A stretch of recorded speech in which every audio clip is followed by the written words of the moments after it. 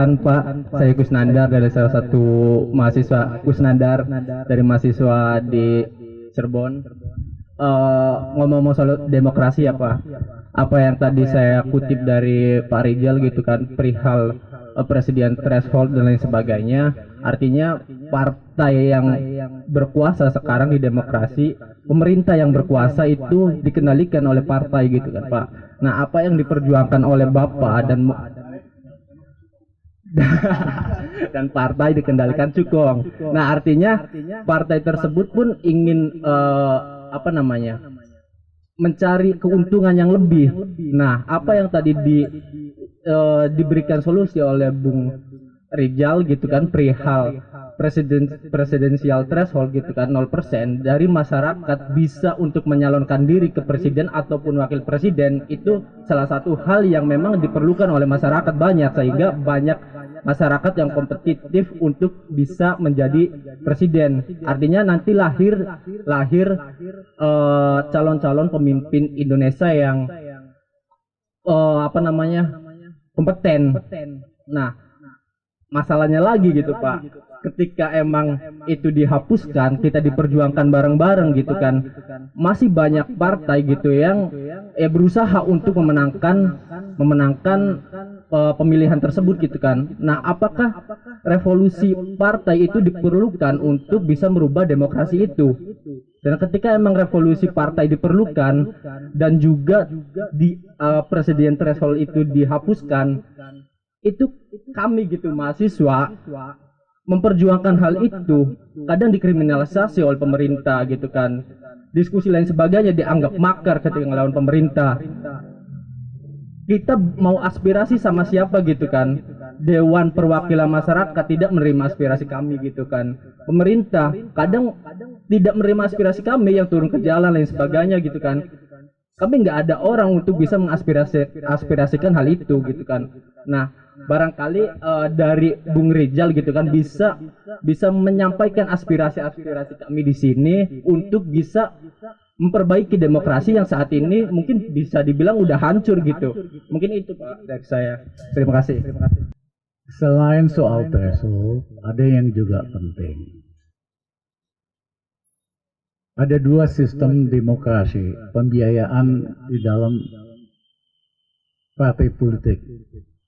Satu model Amerika, tergantung sama sumbangan swasta, perusahaan besar atau orang kaya. Itulah yang menjelaskan kenapa apapun kebijakan ekonomi di Amerika relatif sangat pro orang kaya. Di Amerika masih ada 20 juta rakyatnya yang tidak punya asuransi kesehatan dan sebagainya. Yang kedua, pembiayaan model negara-negara Skandinavia, Inggris, Australia atau Timur Tengah, partai-partai semuanya dibiayain oleh negara. Sehingga anggota DPR, gubernur, perdana menteri yang terpilih bekerja untuk rakyat dan negaranya, bukan bekerja buat cukong sama bandarnya. Menurut saya, kita harus bikin sistem seperti itu. Partai-partai politik semuanya dibiayain oleh negara. Saya perhitungkan kira-kira kita sediakan 1 tahun sekitar 50-60 triliun untuk partai politik. Jadi dia nggak usah ngerampok lagi anggaran BUMN, ya kan, cukup dari negara. Itu cukup untuk biaya operasi partai-partai. Jadi itu kita perlu lakukan. Selain threshold 0 adalah pembiayaan partai politik oleh negara, sehingga calon terpilih itu betul-betul bekerja buat rakyat sama bangsa kita. Nah, kalau soal mahasiswa dilarang, ditangkap, saya selalu bilang, kalau waktu mahasiswa lo aja kagak berani, apalagi tuanya gitu loh. Orang waktu mahasiswa justru harus berani karena belum punya tanggung jawab kan. Tapi kalau udah lulus kerja kan ada tanggung jawab, anak istri, ya mesti hati-hati dikit lah. Tapi waktu mahasiswa aja nggak punya nyali, apalagi tuanya loh.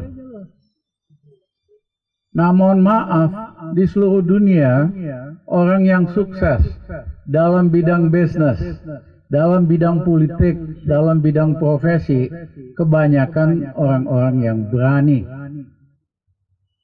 Ya, contohnya lah, kalau pengusaha pribumi, sebutin aja namanya yang gede-gede, ya.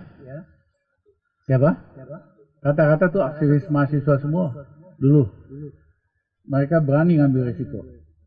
Saya bilang sama mahasiswa, kalau kamu belum pernah ditangkap, lu artinya belum dapat baret gitu loh, belum dapat ini nih, ini apa istilahnya itu jam terbang apa itu, wing terbang, dan itu ada manfaatnya. Jadi kalau ada anak mahasiswa dapat wing, saudara harus bangga, jam terbang, ya. Di Amerika juga yang jadi pemimpin bisnis biasanya waktu mudanya dia aktivis mahasiswa. Kenapa? Sederhana. Kalau dia misalnya jadi ketua BEM, ketua organisasi, dia nyuruh mahasiswa kan nggak pakai duit, nggak pakai jabatan, itu aja dia bisa. Bayangin kalau dia jadi direktur perusahaan swasta, anak buahnya, kalau kamu kerjain ini, lu naik pangkat, lu kerjain ini, lu dapat bonus. Kan lebih mudah kan? Jadi orang bisa ngegerakin teman-temannya nggak pakai duit, kan cuma waktu mahasiswa doang. Kalau kamu kemudian jadi pejabat, menteri, kamu kerjain, kalau bagus kamu gua angkat jadi dirjen. Itu kan jauh lebih mudah daripada merentah orang tanpa uang atau jabatan, insentif jabatan. Jadi gunakanlah waktu mahasiswa itu untuk berani beda, ya. Dagang aja nih, kalau dagang yang sama, pada miskin semua. Contoh, saya kan lama di Bandung. Dulu di Ciamplas itu orang dagang gin. Ada 2, 3, laku banget. Akhirnya seluruh jalan Ciamplas isinya pedagang gin dari ujung ke ujung. Yang ada apa? Semuanya bangkrut. Artinya apa? Kalau mau sukses mesti berani beda. Tentu beda yang positif ya. Tapi beda aja nggak berani loh. Ya udah lu jadi orang biasa. Orang biasa secara profesional, secara teknis. Saintis juga begitu. Rata-rata berani beda. Misalnya, contohnya Thomas Edison. Dia percaya ada yang namanya listrik dan bermanfaat buat manusia. Orang pada waktu itu bilang, Thomas Edison lu orang gila, mana ada yang namanya listrik. Dia bandel aja, eksperimen terus. Jadi ada listrik, ada lampu. Kemudian ada Thomas Bell. Dia bisa bilang, kita bisa ngomong lewat kabel. Semua orang pada waktu itu bilang, nih orang gila nih, mana bisa lu ngomong lewat kabel gitu. Dia buktiin, bisa. Kemudian hari ini apalagi wireless, nggak ada kabel, iya kan? Jadi yang mengubah dunia itu selalu yang tidak konvensional, yang berani beda. Itu ada ahli filsafat Inggris yang mengatakan, only the unconventional who change the world. Hanya orang-orang yang berani beda dalam bisnis, dalam apa, ya kan, yang bisa ngubah, bisa lebih maju.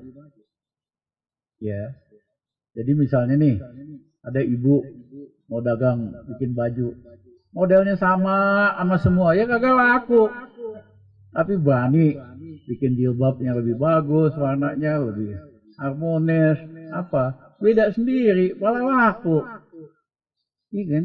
Jadi keberanian berbeda itu justru kekuatan untuk kemajuan. Karena orang udah nggak berani beda, dia nyaman dengan itu. Oh memang nggak perlu lah listrik, memang nggak, ya kan? Nggak perlu telepon, nggak perlu apa gitu. Jadi saintis yang hebat itu yang berani beda. Rata-rata inovator itu selalu dibilang gila. Ya, bahkan si Facebook dulu dianggap, waduh lu gila loh. Tapi dia berani, dia keluar dari Universitas Harvard, dia eksperimen aja di garasi, bikin Facebook. Ya, akhirnya kan luar biasa dampaknya. Jadi kepada anak muda, mumpung lu mahasiswa, lu berani beda. Iya kan? Kalau lu nggak berani beda, namanya lu orang tua, gitu aja dah. Bravos, your digital radio station.